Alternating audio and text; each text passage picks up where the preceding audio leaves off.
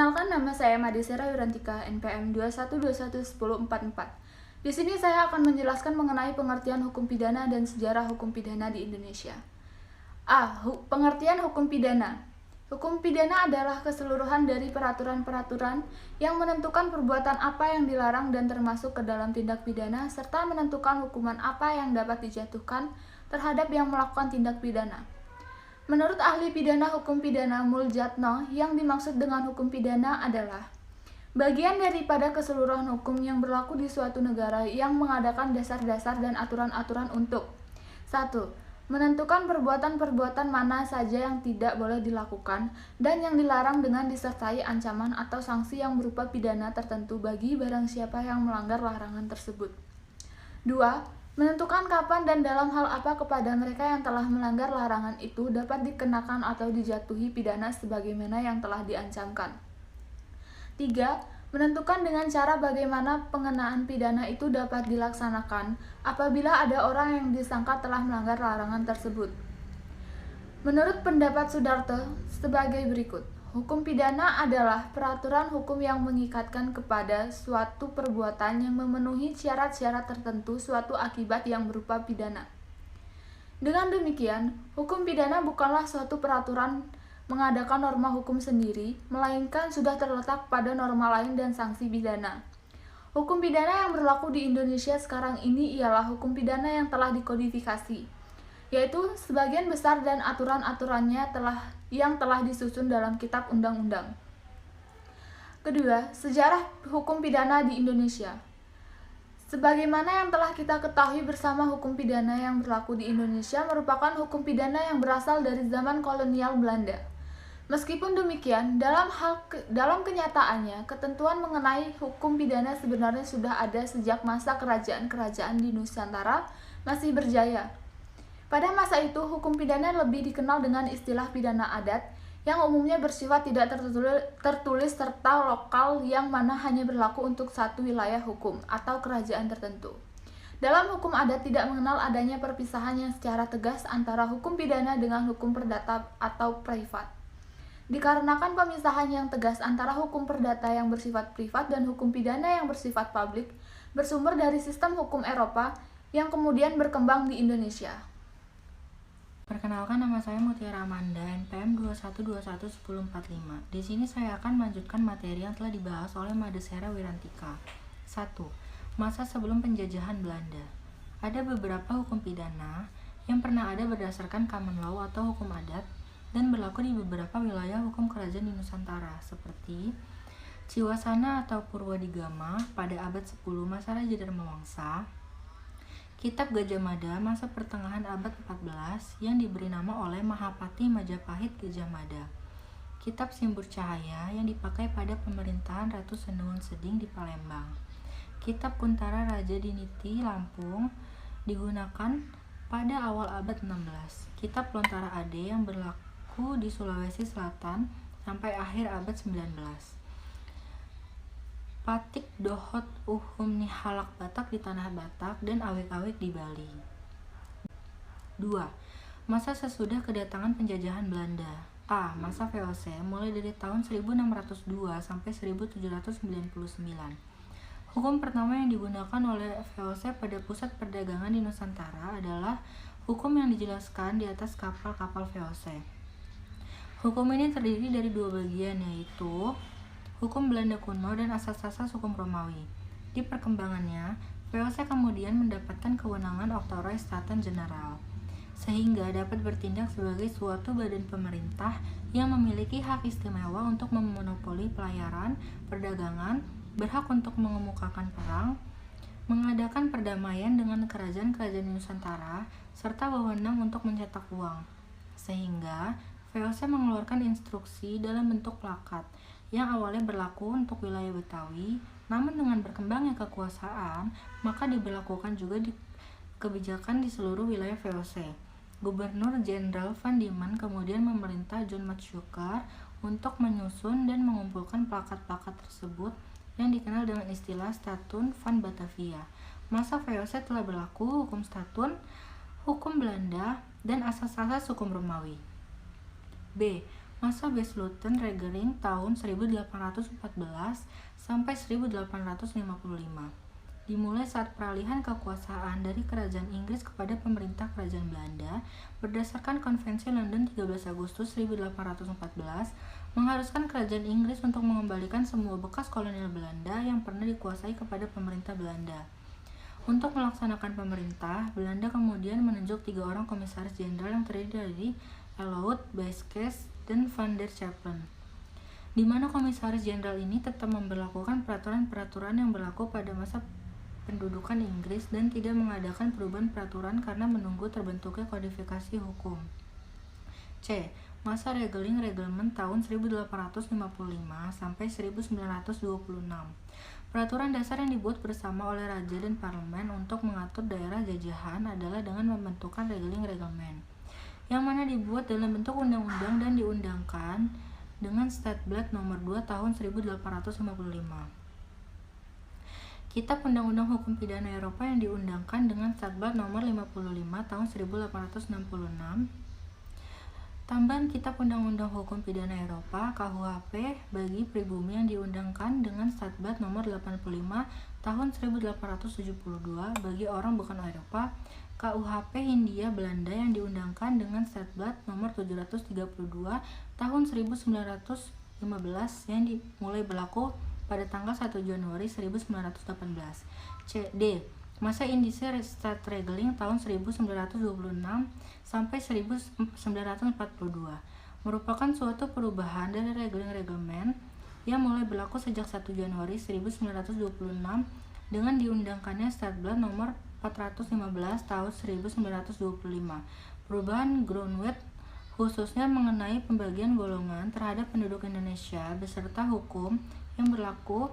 Ketentuan mengenai pembagian golongan penduduk tersebut diatur di dalam pasal 131 JO, pasal 161 IS. Perkenalkan, nama saya Sarlima Rizka, NPM 21211035.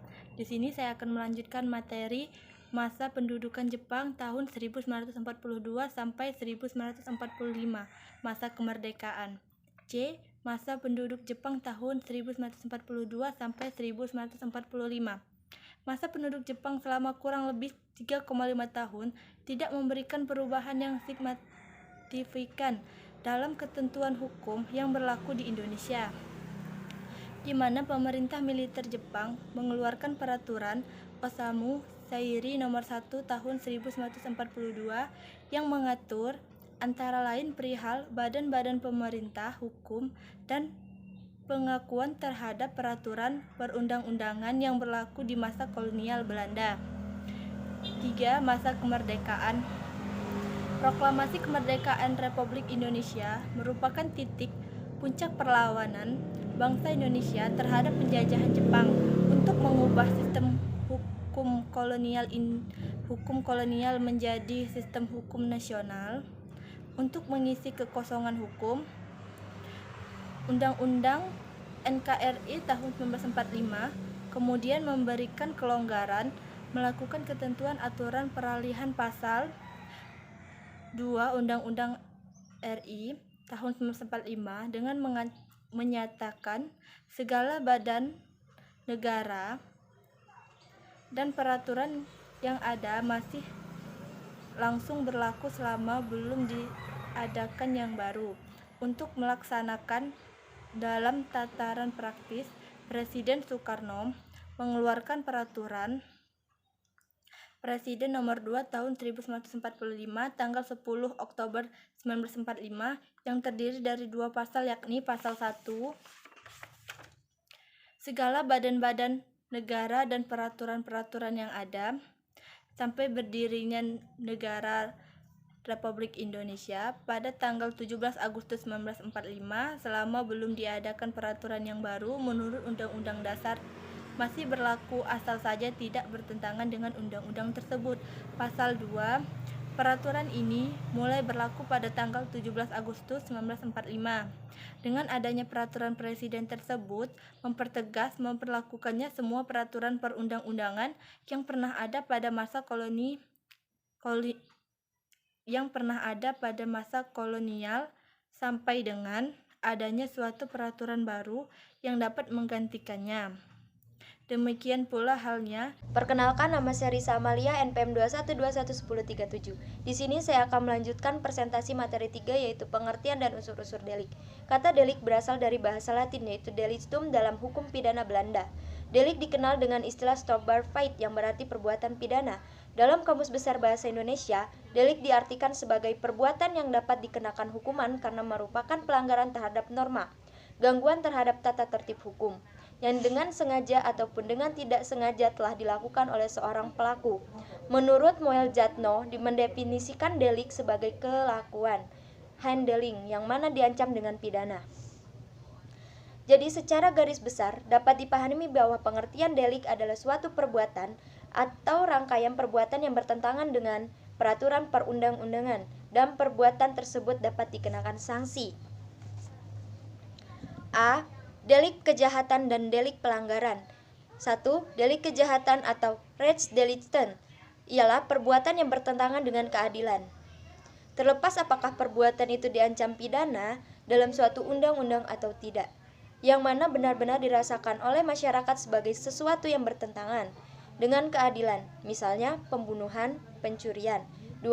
Delik pelanggaran, rechtsdelicten ialah perbuatan yang umum baru disadari sebagai tindakan pidana karena undang-undang menyebutnya sebagai delik. Dengan kata lain, karena adanya ketentuan undang-undang yang mengancam dengan pidana, misalnya memarkir mobil di sebelah kanan jalan, mala quilla prohibita. Perkenalkan, nama saya Ramadan Faris Nugraha, NPM 21211028. Saya ingin membahas materi saya yang berjudul delik material dan delik formil.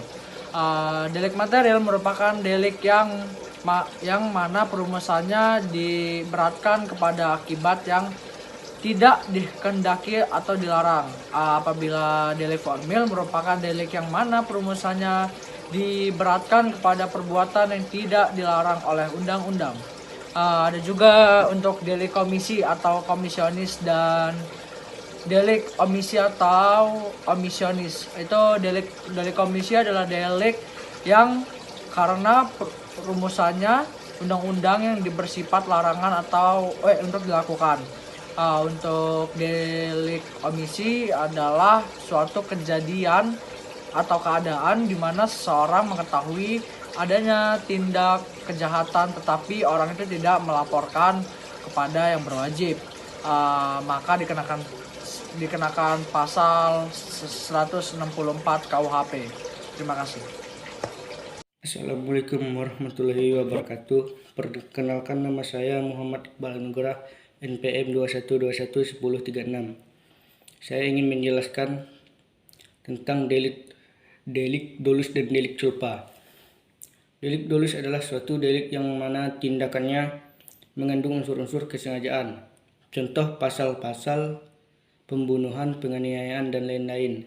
Delik culpa yakni suatu perbuatan yang mana karena kelalaiannya, kealpaannya, atau kurang hati-hatinya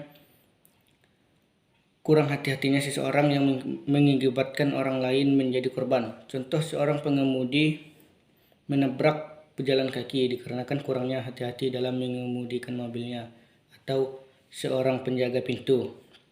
Selanjutnya, delik selesai dan delik yang diteruskan. Delik selesai adalah delik yang selesai seketika di mana perbuatan tersebut terdiri atas perbuatan positif ataupun aktif, ataupun perbuatan pasif atau negatif. Pengabaian yang selesai seketika itu juga, termasuk juga perbuatan yang mana mewujudkan suatu delik akibat, contohnya pencurian, pembunuhan, pembakaran. Dapat disimpulkan bahwa delik tersebut terdiri atas perbuatan yang selesai seketika setelah dilakukannya perbuatan. Dan delik yang diteruskan ialah suatu perbuatan yang mana dilakukan untuk melangsungkan keadaan yang dilarang, sebagai contoh perampasan kemerdekaan seseorang.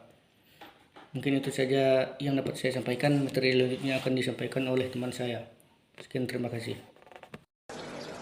Oke, perkenalkan, nama saya Alvarin Altobing dengan NPM 21211029. Kali ini saya akan menyampaikan materi tentang delik tunggal dan delik berangkai. Oke, pertama saya akan menjelaskan tentang delik tunggal. Delik tunggal ialah delik yang dapat dikaitkan sebagai delik yang cukup dilakukan hanya dengan perbuatan sekali saja, Sedangkan delik berangkai ialah delik yang baru merupakan delik apabila dilakukan beberapa kali perbuatan. Oke, kemudian kali ini saya akan menyampaikan materi selanjutnya yang tentang asas-asas hukum.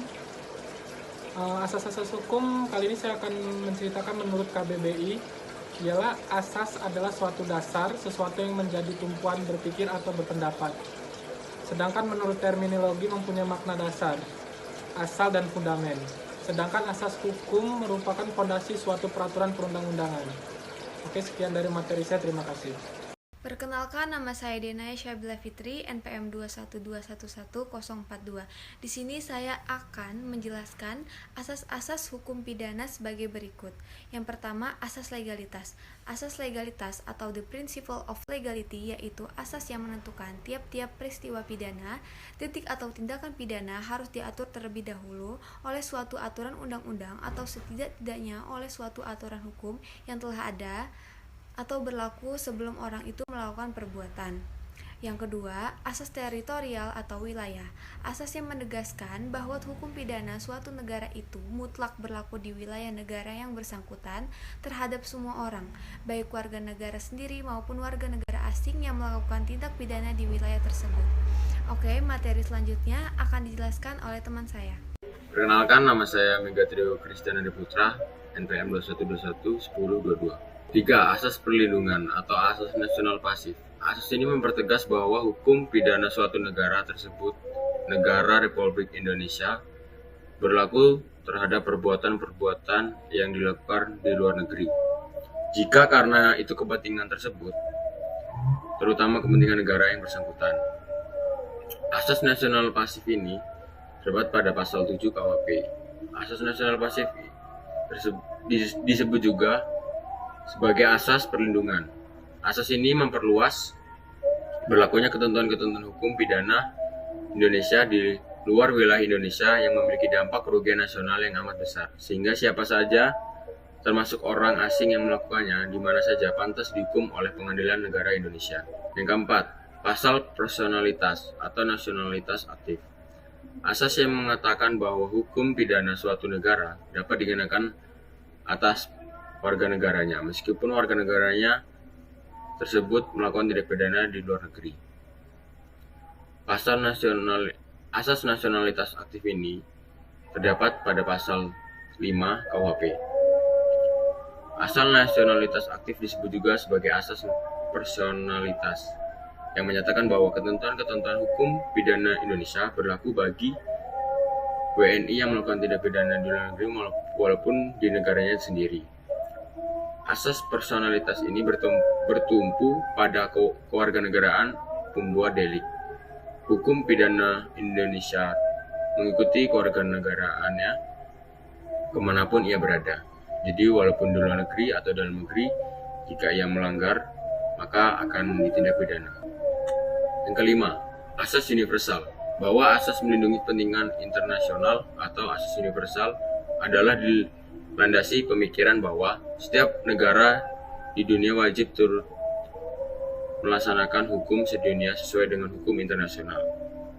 Jadi asas universal ini melihat pada suatu tata hukum internasional di mana terlibatnya kepentingan bersama dari semua negara di dunia yang menyepakati bahwa dalam hal terdapat suatu tindak pidana yang merugikan kepentingan bersama dari semua negara ini, adalah layak bahwa tindak pidana dapat dituntut dan dihukum oleh pengadilan setiap negara dengan tidak dipedulikan siapa saja yang melakukan dan di mana saja ia berbuat tindak pidana tersebut.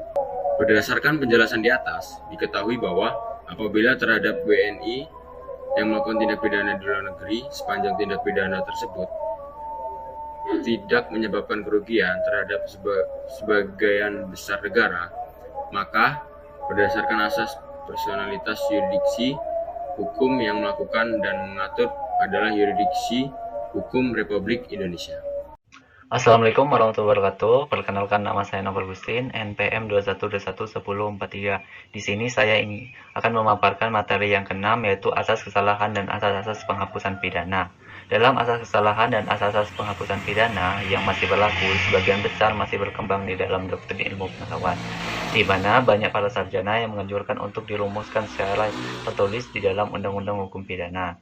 Akan tetapi, mengalami kesulitan untuk membuat batasan yang berhubungan dengan sifat fleksibel terhadap perkembangan ilmu pengetahuan.